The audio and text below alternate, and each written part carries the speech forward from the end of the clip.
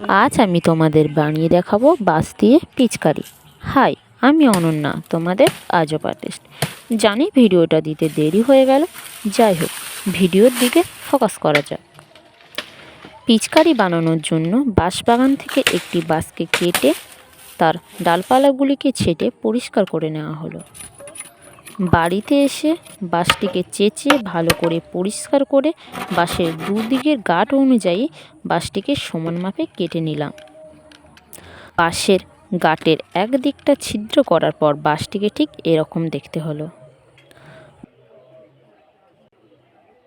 তারপর একটি খেজুর গাছের ডাল চেঁচিয়ে পরিষ্কার করে বাঁশের ছিদ্রে ঢুকিয়ে একটি মাপ নিয়ে সেই মাপে কাঠটিকে কেটে নিলাম।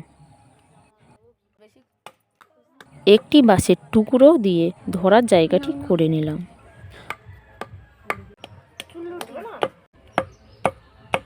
কাঠের অন্য দিকটা একটি কাপড় দিয়ে ভালো করে বেঁধে নিলাম।